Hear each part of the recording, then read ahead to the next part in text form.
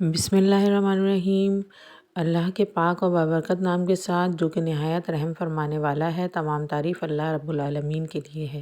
السلام علیکم ویورز، کیسے ہیں آپ لوگ؟ آج ہم بنانے جا رہے ہیں یہ بلیک چنا کی بالکل ڈیفرنٹ ریسیپی، جو کہ آپ کو انشاءاللہ تعالیٰ بہت پسند آئے گی، اور اس رمضان میں آپ بنائیے گا اپنے گھر میں، اس ریسیپی کو ضرور ٹرائی کیجیے گا اور مجھے بتائیے گا کہ آپ لوگوں کو یہ ریسیپی کیسی لگی۔ تو چلیے ریسیپی بنانا اسٹارٹ کرتے ہیں۔ یہاں پر میں نے 2 آلو لے لیے تھے، انہوں کیوبس میں کٹ کر لیا تھا، اور یہاں پر میں نے بوائل کرنے کے لیے انہیں رکھ دیا ہے۔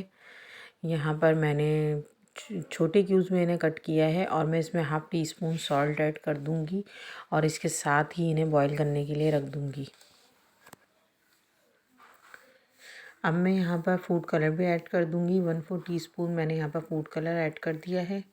فوڈ کلر ایڈ کر کے ہم اچھی طرح سے مکس کر دیں گے اور اسے اچھی طرح سے گلا لیں گے۔ میں انشاءاللہ آپ سے اور بھی چنا کی ڈیفرنٹ ریسیپیز شیئر کروں گی، کیونکہ رمضان میں جب روزانہ ہی چنا چاٹ بنتی ہے تو دل ہوتا ہے کہ ڈیفرنٹ ریسیپیز کھائی جائیں۔ اب یہاں پہ میں نے ایک فرائنگ پین لے لیا ہے۔ فرائنگ پین میں 2 ٹیبل اسپون آئل ایڈ کر دوں گی۔ اچھا، میں آپ کو بتانا بھول گئی تھی کہ چنے جو ہیں وہ میرے پاس پہلے سے بوائل ہوئے رکھے ہوئے تھے، اس لیے میں نے آپ کو بوائل کرنے کا پروسیس نہیں دکھایا ہے۔ یہاں پہ میں نے 2 ٹیبل اسپون اس میں آئل ایڈ کر دیا ہے۔ میں اس میں 1 ٹی اسپون زیرہ ایڈ کر دوں گی۔ جیسے ہی آئل ہلکا سا گرم ہوا، میں نے اس میں زیرہ ایڈ کر دیا ہے۔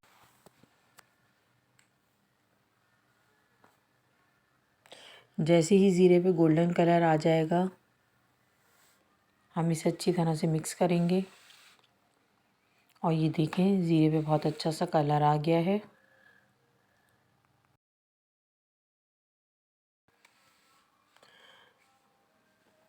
اب میں اس میں ہری مرچیں ایڈ کر رہی ہوں۔ میں نے 2 سے 3 ہری مرچیں یہاں پر لی تھی اور انہیں فائن چاپ کر لیا تھا۔ جیسے ہی ہری مرچوں کی خوشبو آنے لگے اور یہ ہلکی سی فرائی ہو جائیں گی، یہ دیکھیں مرچ اچھی طرح سے فرائی ہو چکی ہیں۔ اب میں اس میں چاٹ مسالہ ایڈ کر دوں گی۔ میں نے 1 ٹیبل اسپون اس میں چاٹ مسالہ ایڈ کر دیا ہے۔ اب میں اسے اچھی طرح سے مکس کروں گی، اور میں اس میں تھوڑا سا پانی شامل کروں گی کہ یہ مسالہ جلنے نہ لگے۔ یہ دیکھیں بہت اچھی طرح سے ہم اسے مکس کریں گے، اور تھوڑا سا 1-2 منٹ کے لیے فرائی ہونے دیں گے اسے۔ اب میں نے یہاں پر ہلدی ایڈ کر دی ہے 1 ٹی اسپون۔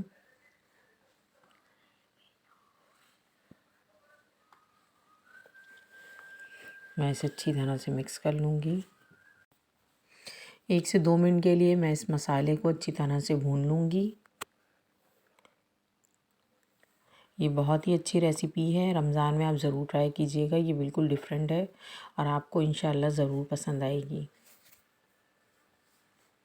یہ دیکھیں یہاں پہ پانی بھی اس کا ڈرائی ہو رہا ہے۔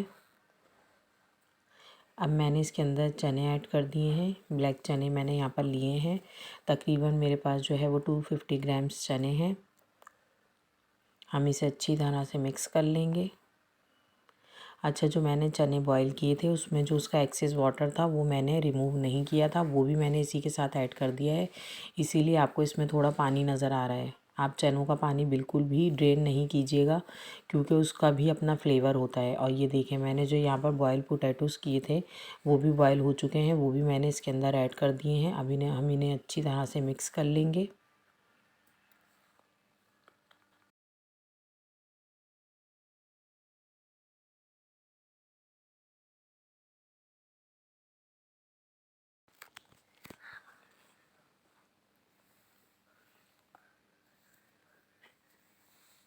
اب یہ دیکھیں میں نے یہاں پر فائن انین چاپ کی ہوئی اس میں ڈال دی ہیں۔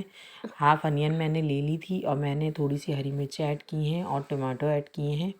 آپ اپنی مرضی کے مطابق ایڈ کر سکتے ہیں، کم یا زیادہ۔ اور میں نے اس میں تھوڑا سا ہرا دھنیا ایڈ کر دیا ہے۔ اب میں اسے اچھی طرح سے مکس کر لوں گی۔ یہ ریسیپی جھٹ پٹ سے تیار ہو جاتی ہے۔ آپ کے پاس اگر بوائل چنے رکھے ہوئے ہیں تو 15 سے 20 منٹ میں یہ ریسیپی ریڈی ہو جاتی ہے۔ اب میں اسے لڈ سے کور کر کے 2 سے 3 منٹ کے لیے رکھ دوں گی کہ انین تھوڑی سافٹ ہو جائے اور ٹماٹر بھی تھوڑے سے سافٹ ہو جائیں۔ یہ دیکھیں اب میں اس میں مزید جو ریمیننگ انین میرے پاس ہاف رکھی ہوئی تھی وہ میں نے اس میں ایڈ کر دی ہے. ٹمیٹوز بھی ساتھ ایڈ کر دوں گی. ہری مرچیں اور ہرا دھنیا بھی میں اس میں شامل کر دوں گی. بس اب ہماری چنا چاٹ ریڈی ہو چکی ہے. اس میں مزید کوئی اسپائسز نہیں جائیں گے. میں نے اس میں half T spoon salt add کیا تھا، وہ میں آپ کو بتانا بھول گئی تھی. بس ہاف ٹی اسپون سے زیادہ سالٹ نہیں جائے گا، کیونکہ میں نے چنے بوائل کرتے ہوئے بھی سالٹ ایڈ کیا تھا، اور پھر میں نے پوٹیٹوز کو جب بوائل کیا تھا اس میں بھی میں نے سالٹ ایڈ کیا تھا. ریسیپی ہماری بالکل ریڈی ہو چکی ہے. آپ اسے ضرور ٹرائی کیجیے گا، اور مزید ریسیپیز کے لیے میرے چینل کو لائک اور سبسکرائب کر لیجیے گا. اللہ حافظ.